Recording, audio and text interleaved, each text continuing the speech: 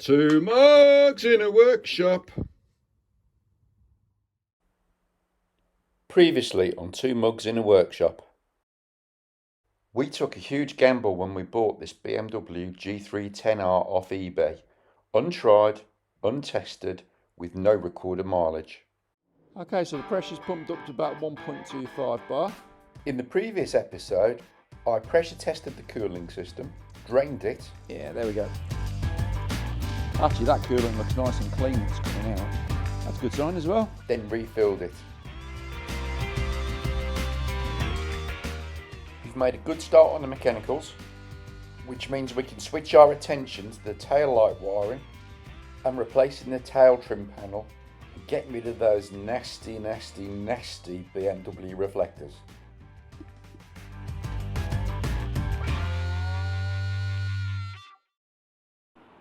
Hi everyone, back with the BMW, and we're going to replace the rear tail section. If you remember in the previous episode, this plastic tail section was kind of chopped off at the end. Good news is that these parts, £50 from dealer, managed to find one second-hand in very good condition, including all the clips, from eBay, £15. So this section, I've already removed the old tail guard because there was only two clips holding it on. There wasn't really much left, but what I will show you is how I'm going to refit it. But before I do that, I'm going to take a look at the wiring to the rear tail light, and we're going to tidy it up.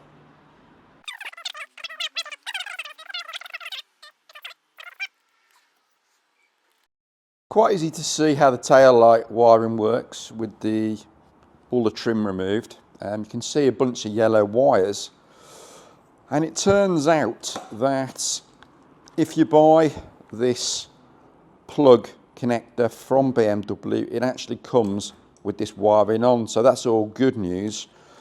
There's going to be some bullet connectors or spade connectors under there, undoubtedly, once I open it up and take a look.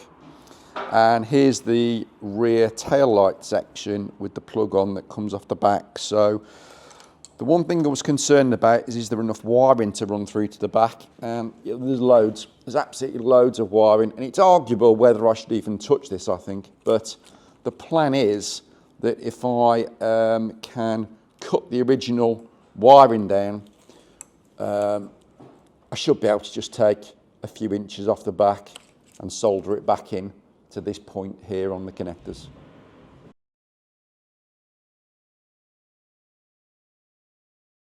As I unwrapped that, the wire came out of the bullet connector, so it just shows there wasn't a good contact there. And it's going to be important to label each of these wires as we go along. I'm going to be applying these, so this wire here,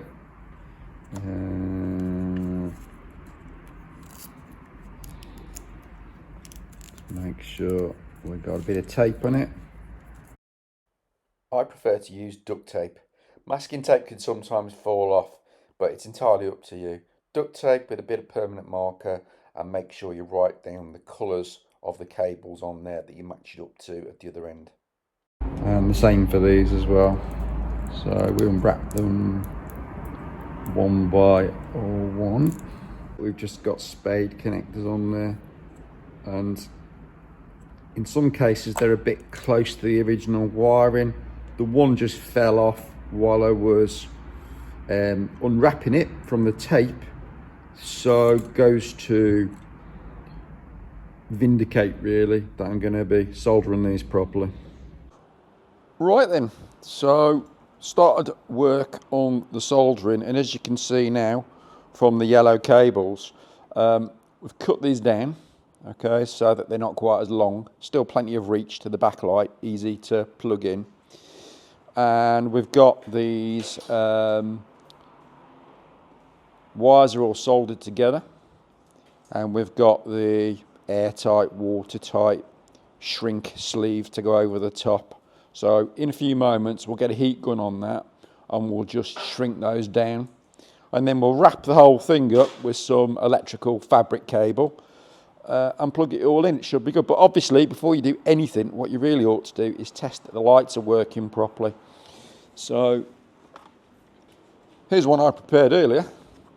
So here's the rear light unit.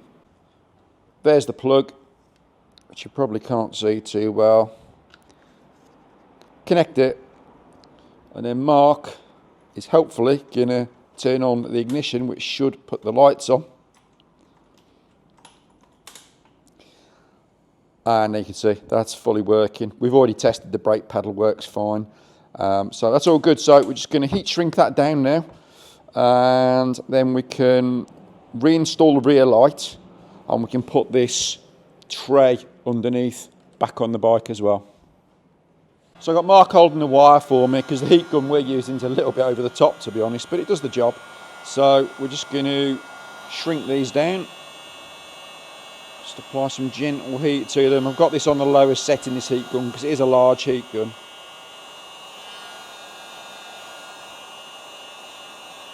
Just do it in stages, just do it a little bit at a time. Watch your fingers. How your fingers, Mark? Still attached? Yeah. You almost have been all day. There we go, that's done. That is nicely shrunk down. And one more. A good look.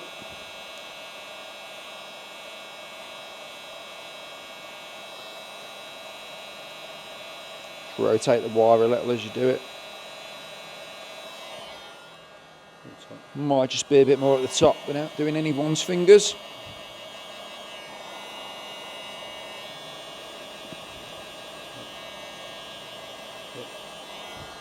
All good? And you get the gist, so we'll just carry on with those until they're fully shrunk down. Moving around to the rear of the bike. You can see now that there's plenty of slack on the cable there to be able to plug it in. I mean, you can put this plug in with the rear lamp in situ. It's just a little bit easier if you do it without. So what I'm going to do is I'm going to attach the electrical connector onto that rear plug. Make sure it's all in.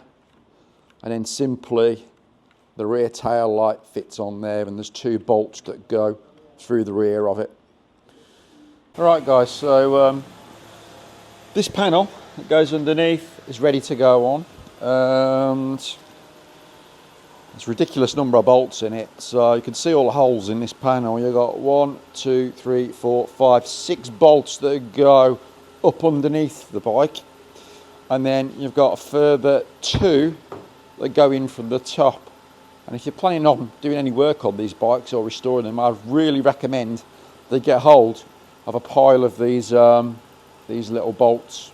You're going to need them. They hit the weather, and they're just generally going to be missing on the bike. So I'm just going to bolt those up underneath, 6 underneath, 2 from the top. What I found easier to do with this is to start with the top bolts. So it's these 2 here, either side of the OBD connector. If you just move the battery connector out of the way, makes access a lot easier. I happen to have that disconnected anyway, because obviously I'm doing a lot of work on the bike and the battery's been coming in and out a lot. So do those 2 first. That'll hold the whole of the guard, you can see, up out the way, so it's loosely in place. And then you can concentrate on putting the 6 in underneath. Okay, I'm going to share how I did that tail section, because it really did make me look like an amateur, eh Mark? Yeah, every time. Every time, thank you. Thank you. Yeah, it's really fiddly messing about with that, because there's a lot of flex in the whole section. So first of all, put these 2 bolts under the seat facing down on really loose, just so it's gripping. And then if we move up underneath the tail section of the bike, probably could have done with a light here. You can see the other bolts there. Get the 2 at the back, again, really loose. Then go for the next 2 and the next 2 after that. Make sure all the clips are on before you start as well. Make sure that you're not trying to screw into thin air. And you can see where it goes around the indicators. It's not going to be easy to see that, but you can see the fit line there. This panel kind of tucks up a bit underneath those, and once you get it in there with it loose, that's the point you want to start tightening up all the bolts. Okay, it's a bit fiddly, it's a bit awkward. It would have been helped if I had the bike up on the paddock stand probably, but you know, you get there eventually. It's just a bit of a mess. The wiring though looks quite good at the top now.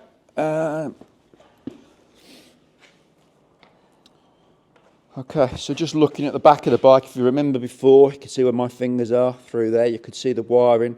Managed to run that nicely off to the side, so that won't be in the way of the weather, and it won't be spotted either through there. And you can actually see now, this is the tail light wiring, all properly wrapped up with the shrink wrap around the solder joints that you saw before.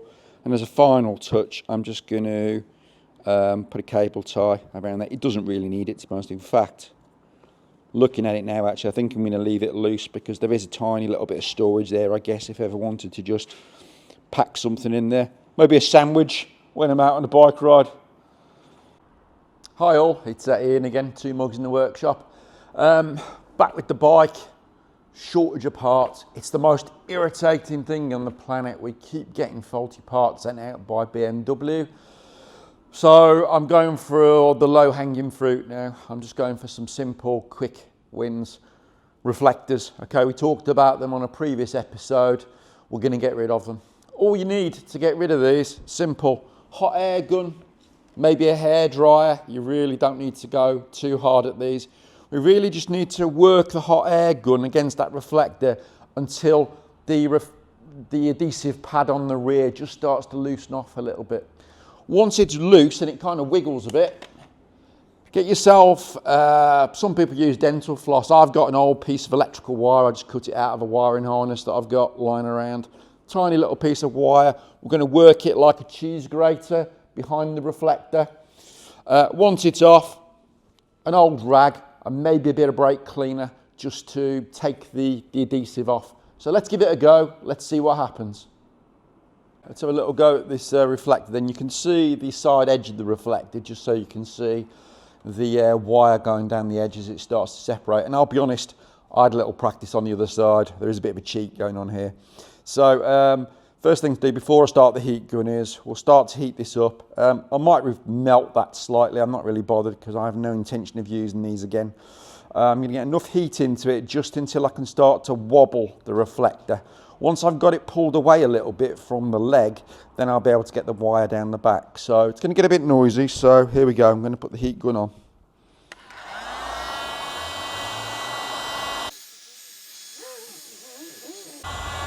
Don't need to go too mad with the heat on this. Just got to gently work some heat around the area. It's starting to move. There's a little bit of give in that. Just keep the gun moving all the way around the reflector. That's probably your best chance of getting it off without melting it, if that's what you want to do.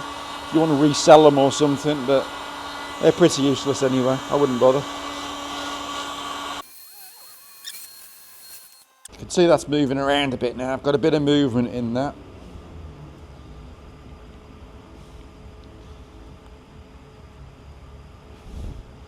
When you can kind of twist it from one side to the other on the leg of the bike, and you can actually look down the back and start to see the reflective pad, that's about the time. I'm just going to give it a little bit more heat. Yeah, that's moving. It's now moving quite freely actually. These pads are really tough on the back, so you wouldn't get this off without a bit of wire. Now I'm going to take the wire and I'm going to run it down the back of the leg, and it's just going through it like butter. Easy. And it's off. Okay, managed to get that one off intact as well. There's one for eBay if I ever wanted to. See the horrible sticky pad on the back? It's a bit like the stuff you put a number plate on a car with. So now I've done that, still a bit of heat in there. Might try to get a bit more heat on the actual sticky pad itself. Then what I'm going to do is spray a bit of brake cleaner on it. Any kind of solvent, I guess. Got a good old rag, and just use your, if you've got a fingernail it helps. Just get your fingernail in there, your thumb. You can see it starts to come away quite easily actually now. It's definitely the way to do it. The solvent helps a lot actually, as does the heat. You're going to have to get a little bit of heat into that. Like I say, I think a hairdryer would be more than sufficient to take this off if you haven't got a heat gun. Just keep rolling away at the sticker with the rag. And that way we're not doing any damage to the finish on the bike either. It's coming off nice and clean. So that's that side. And once you've got underneath it, it really does start to come off fairly easily and evenly, to be honest. It's kind of a bit like when you're taking blue tack off a wall or something, and the best thing to take the blue tack off is another bit of blue tack, and this is the same really. The sticker just pulls the next bit off, and that's it. Easy as that. One final spray with the bright clean around the area. Just give it a little wipe. You can see a bit where that sticker's been on the leg, but that's just because it's clean surface underneath and everything else has weathered around it. So for me that's good enough, and that's nice and clean. Okay, so hope that helps you all out, guys. That's how to get those nasty BMW reflectors off the legs. And I think what is important now is that we put something back in its place, because being seen on the road is clearly everything. You can't have enough reflective stuff on a bike, but I guess you've got to do it subtly. So that'll be the next part of the video. We'll show you what I've got to replace them with. Okay guys, so this is what I decided to go for in the end. It's not stuck on properly at the moment. I've just used a bit of blue tack, for an industrial blue tack on the back of it, just to hold it in place. But to give you an idea, that's the look that I've decided to go for. They're like a smoked colour. I believe they're actually for the back of a Harley, but I quite like the way that the bottom of the reflector kind of kicked out. I did think about putting some small ovals on there. Wasn't quite sure how it'd look. I think that takes up a bit more of the length of the tube, to be fair. But they're so easy to take on and off again. These are just self-adhesive. Famous last words. Not all ideas are good ones. It's going to be this bolt here underneath the water pump housing. I can't believe that just fell off, guys. All you're going to need is a 5mm hex head. I'd choose these. It's definitely time for a coffee. And maybe a sandwich. Just come back into the workshop. Look what's on the floor. Another reflector dropped off yet again. They are hopeless. It's done me a favour anyway, because it's not left any nasty, gooey, sticky stuff on the fork there. So result, that's off. Need to find something different for that. I've got another idea. Who knows if it's going to work or not, but that'll be in a coming episode. Stay tuned.